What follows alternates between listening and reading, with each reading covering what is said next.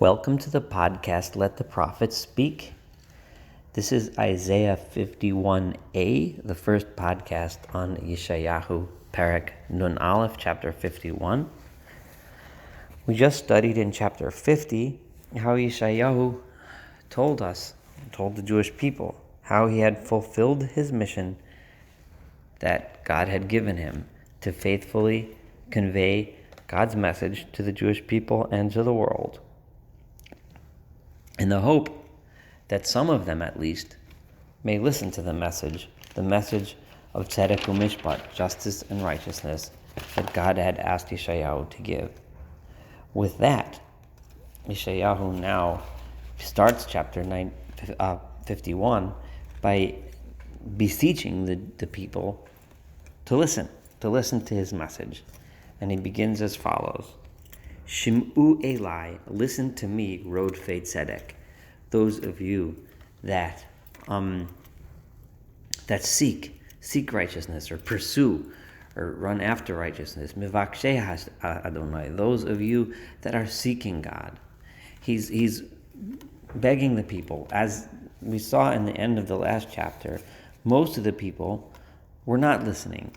Most of the people did not listen to the message. And as he said back in chapter 6, which we reviewed last time, that God had told him, Shemu Shema Al Tavinu, right? Let me get the words right. In chapter 6, right? Shemu Shema Al Tavinu. Most people are not going to listen. Most people are not going to listen. But Yeshayahu, there will be some that do. And he's saying, those that are listening, the Rodfei Tzedek, those that are running after righteousness, those that are Mivakshei Hashem, those that are searching out God. Habitu, look back El Tzur Chutzavtem. He harkens back to the beginning of the people's history. He's taking a new approach. Look back at the Tzur Chutzavtem, which means the rock from which you were cut. In other words, your forefathers. The El Makeves Bor Nukartem. And look back at the quarry. Makeves Bor is the quarry, the place where you were cut from, the quarry you were dug out from. So look farther back. Before Yeshayahu mentioned Zichru Rishonos, remember the earlier times, which was the times of the Exodus. Now he's saying, let's go even farther back to the time of our forefathers, the patriarchs, Avraham, Yitzchak, and Yaakov, Abraham, Isaac, and Jacob. In verse 2, he continues, Habitu el Avraham avichem, look back to Abraham, your forefather, Bi'el Sarah Techolelchem, and to Sarah the Techolelchem. There's two interpretations of Cholelchem. Clearly it refers to Sarah, our matriarch, who gave birth to us, which is one interpretation. The Radak says this interpretation of the word Cholelchem from the language of Chil Kayoleda. This is the verse in Psalms. The Metzudos looks back to Psalms 92, where verse 2, where it says Vatecholel Eretz V'Tevel, which is referring back to the creation of something, right? So look back to Abraham and Sarah, your forefathers, the ones who you came from. If you are those of you that are hearkening, that are listening to my message, think about where you came from. What should you think about?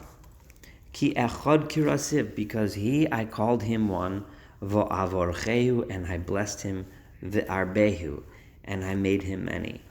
Now, exactly why is it that looking back at Abraham and Isaac will inspire one to listen to God now? Remember, he is talking to them about the dark times, the times of exile, the times of suffering, and remember that God is going to come redeem you.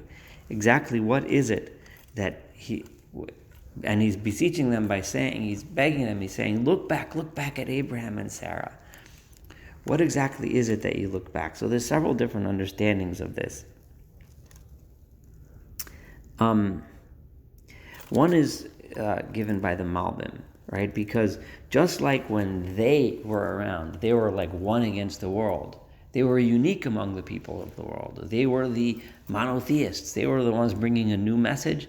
And just as they had the courage to stand against the tides of history, against the tide of their times, so shall you. Another explanation given by the Ibn Ezra is, don't be so amazed. I know you're going to be amazed. Like, how could this be? You're going to be in wonder. How could this be that you're going to rescue us from this and bring you back to the Holy Land and bring everyone together and so on? But if you look back at Avraham, if you look back at Abraham, you'll see that miraculous things happened to him as well. And I'm just going to extend the Ibn Ezra's words a little bit. I blessed him. I increased his numbers, and I made his descendants many. So look at what I did then. Abraham was then just one lone man against the world, and look what his descendants have become. In the same way, I am going to rescue you and bring you back to the land. The Radak and others, the Mahari Kira, they explain that this means, look back, just like Abraham and Sarah were 90 and 100 years old. In other words, they were near the end of their lives when I fulfilled the promise to them and brought them a son. The same thing you, even after this long, long, long exile, when you think, oh no, it's too long, it's too late, we can't get rescued, we can always get rescued. All three of these explanations leave me somewhat wanting, but I'm kind of open to other suggestions if you have them. But these are the understandings of what Yeshayahu is asking the people now. Look back at your forefathers, look back at your forebears, and therefore through that gain strength and believe and listen to my message now. Let's move on to verse 3, where he then goes ahead and says, just like, you look back and the past at your forefathers using any one of the three explanations or any others if you have them that I mentioned before, so too now I will rescue you, I will redeem you. Ki nicham Adonai Tzion, because God will bring comfort to Zion, to Tzion, or because God has comforted Tzion. Nicham kol charvosea.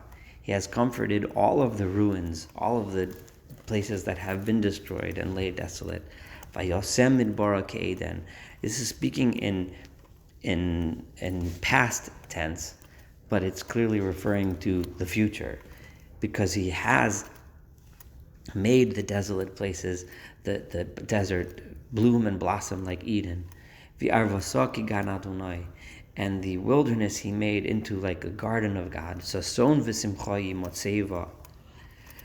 Happiness and joy shall be found there. Todah, thanks to God, v'kol zimra, and the sound of song.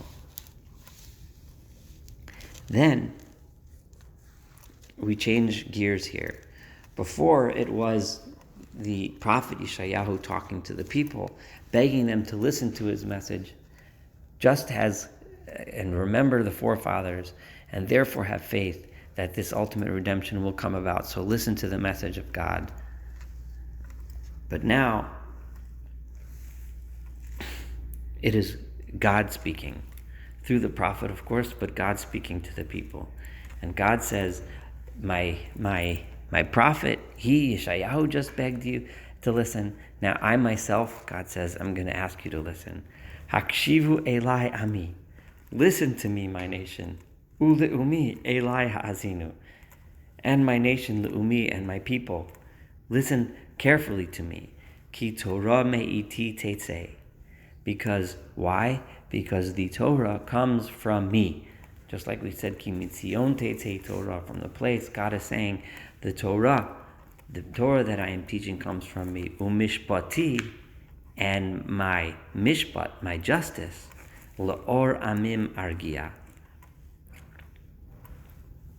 I will bring it as a light unto all of the nations.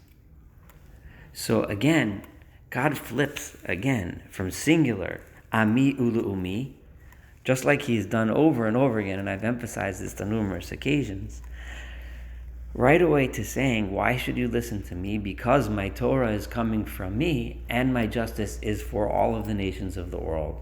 The Torah is to be an or amim argia. It's to be a light unto all of the nations. Karov tzidki, my justiceness. And I'm still translating tzidki as my justice. My righteousness, right? Is close. It is coming close. It is nearby. Yotzo Yishi, my deliverance has come out. Now, I want to bring your attention to Devarim, Deuteronomy, Parak 30, chapter 30, verse 4, where it says, Ki karov elecha hadavar ma'od. This is close to you. Worshipping God, being close to God, serving God is close. It's not far away in the heavens. It's not far across the sea, but it's close to you. Karov tzidki, my righteousness, the righteousness that I expect from you. This can also refer to Karov tzidki, my justification. In other words, I'm saying that I'm going to redeem you, that redemption is close. But I'd rather translate it as the tzedek which I request from you, right? Yotz'ah Yishi, the redemption that comes from me has come out. Uziro'ai, and my strength, amim mishpotu, will be judging and meting out justice to all of the nations. Elai iyim yikavu, all of the nations, iyim meaning the faraway places, the faraway nations, as we've translated on numerous occasions that same term, meaning yikavu, and they will all hope for me. V'kovei Hashem yachlifu koach. Those that hope for God shall have strength. Those that hope are everyone, every nation, all of the iyim, the faraway nations, they are all hoping for me. V'el ziroi yiyachelun, and they are looking to my arm, my strength, to come and gather them and bring them back.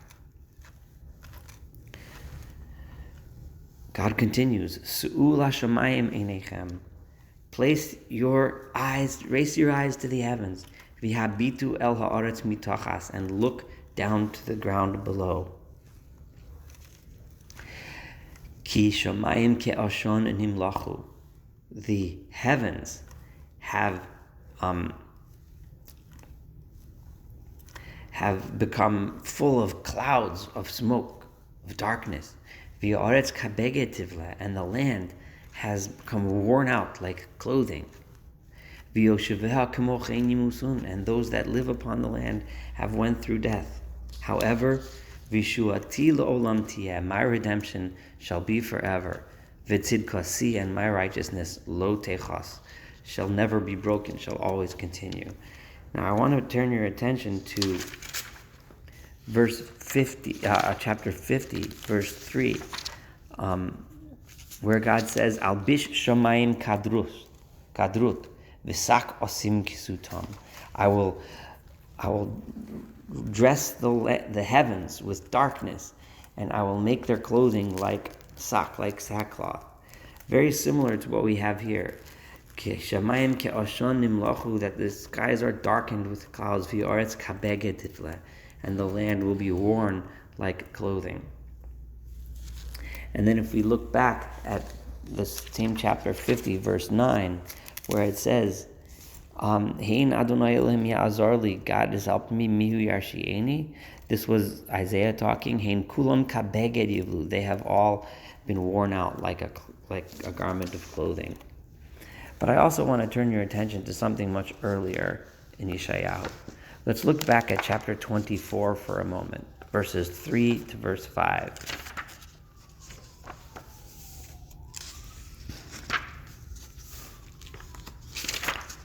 I'm sorry, it takes me a second to turn. So the idea here, expressed in this verse that we just read, verse 6, is the idea that God is saying, yes, the skies and the land will be darkened and will be dried out, and there will be death. However, my redemption shall come, my righteousness shall be clear and come forth. The idea being that, unfortunately, the time of redemption will also be accompanied by a time of suffering. But this metaphor, this idea of the heavens and the earth, is really a metaphor to all of nature being ruined by the injustices that the people placed upon the world. And I want to point this out. If we go back to chapter 24 and also chapter 34, but I'm going to read 24 first. Hibok tibok ha'aretz v'hibos tibos. This is 24 verse 3. The world will become abused and cracked and ki Adonai diberes edavar, because God spoke this. Avla navla ha'aretz. The land has become navla, which means worn out. It's the same word that we have here of v'ha'aretz kabeged tivle, and the land was tivle, the same word again. Again, this is another occasion of unity of authorship, where the ideas and words and terms expressed in the supposed first half of Isaiah are being repeated again here in the supposed second half of Isaiah, again arguing that this is all one book. And then it continues, ki avru toros, because they have transgressed the teachings of God. And then, as we continue in chapter 24, verse 15, Hema yis'u kolam. Verse 15. Al kain ba'urim kabdu Adonai. Therefore, in the Urim, B'iyeh Hayam, in the faraway lands, they give honor to God. Shem Adonai Eloi Yisrael. They give honor to God Eloi Yisrael. So again, the same idea which was just expressed here, that it is in the Iyim Yikavu V'Yetzor Yachilon. In these faraway lands is where they are hoping to hear the name of God and see God's deliverance. So again, we see the same thing: the skies being darkened, the land being worn out with the same language. And however, God says, the faraway places, all the nations in the world are looking and hoping for me and calling out my name. Now I would like to turn to chapter 34 again, it's Perek Lamed Daled, and read you something else. I'm going to start with verse 4 in chapter 34. Just give me 1 second. V'namaku kol tzivah hashemayim. All of the hosts of the heavens will be withering away. V'nagolu kasev hashemayim. Kol tzivaham yibol, and all of their hosts will be worn out. The same language. Kinavol olemi gefen uchinovelas miteina, and so far. And then God continues and says, Ki rivsov hashemayim charbi. My sword is going to be full of blood in the heavens, again referring to the unfortunate death and destruction that will unfortunately need to occur in the future time. But then in verse 10, and then it continues the same theme until verse 10 in chapter 34, which says, Laila v'yomam lo tichbeh, the day and night will not cease. La'olam ya'aleh, the fire will continue to burn both day and night. La'olam ya'aleh ashana.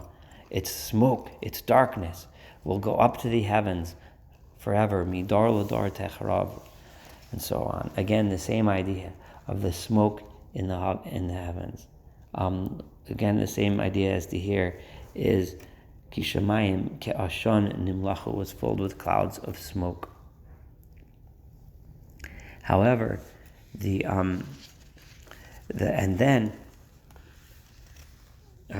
we're I'm a little bit ahead of myself, but the end of this, what we're reading now, ends with the same words that chapter of 35, which ends the theme that I just read to you, that started in 34, with the same thing, that after all of that heavenly smoke and this dried out earth and so on, it ends with the words Uftuye Adonai Yeshuvon, and those that are redeemed of God will come back. Uvot Sion Marina will come back to Zion in song, and so on. But we're going to get to that in a minute. But I just wanted to bring out that, again, the same idea, and even the same language, the same terms, which was expressed back then is being expressed now. That during the future, there will be darkness, there will be dried out earth, nature will suffer. Human beings will unfortunately suffer. However, those that stay with God will be redeemed. So let's go back to verse 7 now, where we're up to back in our chapter 51. Verse 7, Shimu Elai Yodei Tzedek. Listen to me, the people that know righteousness. Am Torasi b'libam, my nation, that my Torah is in their hearts. Remember, I just referred back to the pasuk, to the verse from Deuteronomy of that ki karov elacha hadavar mi'od beficha uvilvavcha la'asoto. It says in Deuteronomy, this is very close to you. It's not across the sea. It's not in the heaven, but it is close to you. Beficha, it is in your mouth. Uvilvavcha, and in your heart. La'asoso, to keep the Torah, to do the Torah. So again, the same idea is expressed here by Yeshayahu, as he says, Am Torasi b'libam. It is karov, it is close, like he said in the last verse, and it is also b'libam. It is in your heart. Al tiru cherpas enosh. Don't be afraid of being embarrassed in front of others, that you're the only one doing this. Again, the idea of the image of Abraham being alone in the world and worshiping God. Don't be embarrassed and try to be like everyone else because you're afraid of other people. And don't be afraid because they are making fun of you, they are poking jokes at you and so on.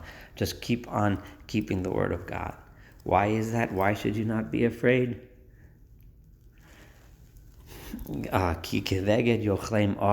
Because the moths shall eat their clothing. They shall be eaten by moths as clothing is eaten, right? In other words, they will be destroyed. And this is a worm that would eat up woolen clothing. They're going to be eaten just like the woolen clothing gets eaten. Vitzidkasi, but my righteousness, olam tiyeh, will be for always, forever. Vishuati l'dor dorim, and for generations after generations, forever, my deliverance will always last, says God. I just want to make one other point, that he mentioned two types of people that are interested in tzedek, or actually two qualities of people that understand righteousness. There's the Yodei Tzedek, the people that know righteousness, because Am Torasi b'libam, because it is in their heart. And that was what he mentioned in verse 7. And if we go back a little bit, there's also those that the Yeshayahu looked for was the Rodfei Tzedek, Mivakshe Hashem, those that are chasing after or pursuing righteousness, those that are searching for God. I just want to say that there are two things in verse 1, where the Yeshayahu, Isaiah, is speaking. He refers to the people that seek righteousness, that pursue righteousness, the Rodfei Tzedek. Because Yeshayahu, as much as he is a prophet, he is also still a human being. A human being cannot see into the heart of others. He doesn't know what's in the hearts of others, but he does know from their behavior that they are Rodfei Tzedek. So therefore he can ask the people, those of you that are pursuing justice. He doesn't know who knows and feels justice in their heart. However, later in verse 7,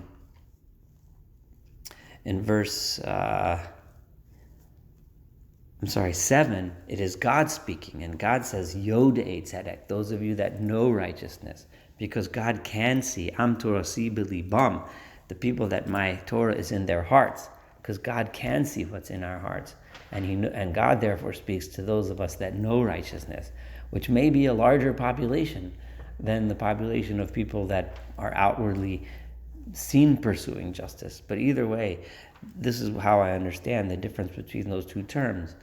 That on the one hand, the human being says, I'm looking for the people that pursue justice, and God says, I'm looking for the people that know justice in their heart. Thank you so much for listening and participating in 51a. Looking forward to continuing our study of chapter 51 together.